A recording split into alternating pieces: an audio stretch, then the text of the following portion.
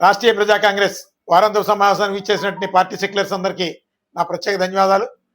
ఈరోజు రాష్ట్ర ప్రభుత్వం గోదావరి రాజమండ్రి పుష్కరాలని ఎంతో ప్రతిష్టాత్మకంగా సుమారు 3,000 కోట్ల రూపాయల బడ్జెట్తో నిర్వహిద్దామని ఒక ప్రణాళికలు సిద్ధం చేస్తుంది.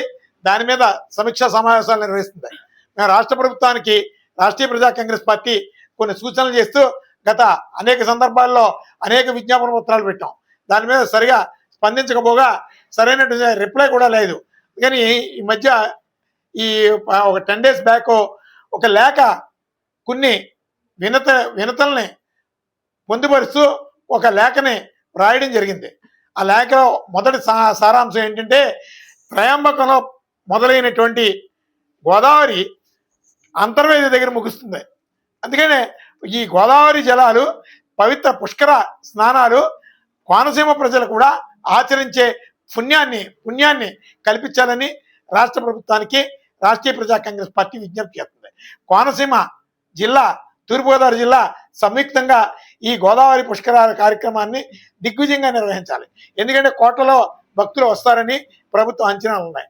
దీన్ని ఈ 3,000 కోట్ల రూపాయలు రాజమండ్రిలో ఉన్నటువంటి రేవుల చుట్టూ తిప్పేసి మమా అనిపించేసి డబ్బుని దుర్వినియోగం చేయడం అనేది మంచి పరిణామాలు కావు.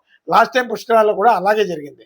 అదే ఇంకొక మరో విషయం ఏంటంటే, ఈ రాజమండ్రిలో గోదావరి జలాలని పూర్తిగా పొల్యూట్ చేస్తున్నటువంటిది, ఈ వాయు కాలుష్యాన్ని ద్వారా ప్రజల ఆరోగ్యాలని పాడు చేస్తున్నటువంటిది పేపర్ మిల్లు, మా ఏపీ పేపర్ మిల్లు.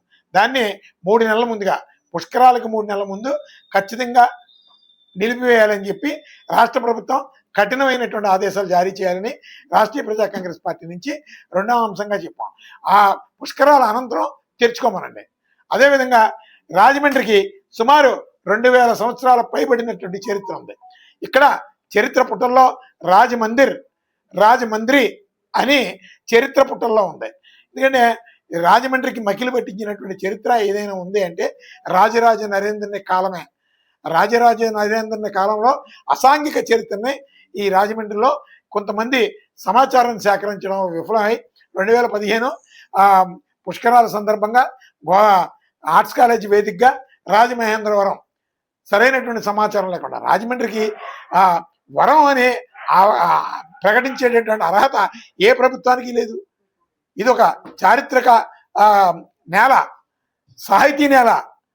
ఇంత గొప్ప చరిత్ర కలిగినటువంటి ఈ రాజమండ్రిలో ఎంతో వీరులు నడిచినటువంటి ఈ గడ్డనే ఈరోజు వరం అనే ఒక వర్డ్ తగిలించి ఇక్కడ మమ్మల్ని సూదులు గుచ్చినట్టు ఉంది గోదావరి ప్రాంత వాసులందరికీ కూడా.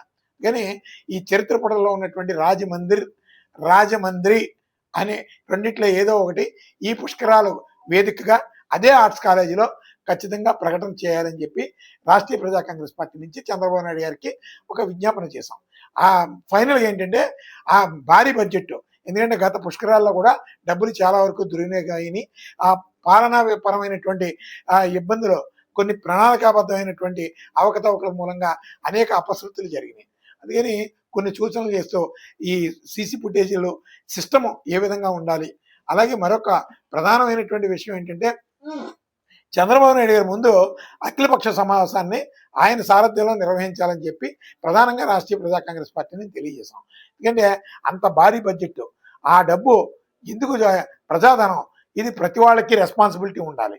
ఇవన్నీ మీరు మీ ఒంటెత్తి పోకడగా చేయకుండా అందరినీ భాగస్వాములు చేయాలని చెప్పి రాష్ట్ర ప్రభుత్వానికి రాష్ట్రీయ ప్రజా కాంగ్రెస్ పార్టీ కొన్ని విజ్ఞాపనలతో ఒక లేఖ రాయడం జరిగింది. అలాగే ఇంటెలిజెన్సీ విధి విధానాలు, సెక్యూరిటీ మెజర్స్, ఇలాంటివన్నీ వాటి మీద మేము కొన్ని సజెస్ట్ చేసాం. దీని మీద ప్రభుత్వం యుద్ధ ప్రాతిపదిక మీద స్పందించి మాకు తెలియపరచాలని రాష్ట్రీయ ప్రజా కాంగ్రెస్ పార్టీ నుంచి ఆ లేఖలో కూడా తెలియజేశాం. అదేవిధంగా ప్రభుత్వం సరిగా స్పందించకపోతే ఖచ్చితంగా దీని మీద న్యాయపరమైనటువంటి మార్గాలు కూడా మేము ఆలోచన చేస్తాం.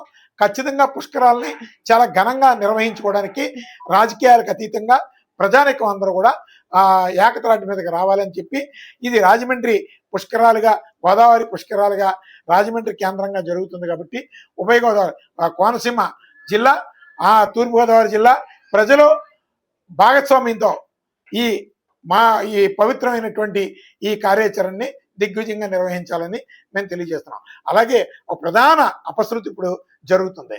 ఇప్పుడు పుష్కరాలంటే దైవ కార్యక్రమం. ఇది ఎంతో చారిత్రాత్మకమైనటువంటి ఒక దైవ కార్యక్రమానికి ఏదైనా సరే శాస్త్ర ప్రకారం పంచాంగ ముహూర్తాలు పెట్టకూడదు. ఆగమ శాస్త్ర ప్రకారం ముహూర్తం నిర్ణయించాలి. ఆగమ శాస్త్ర ప్రకారం ముహూర్తం నిర్ణయించి పుష్కరాలకి తేదీ నిర్ణయించమని రాష్ట్రీయ ప్రజా కాంగ్రెస్ పార్టీ నుంచి రాష్ట్ర ప్రభుత్వానికి తెలియజేశాం.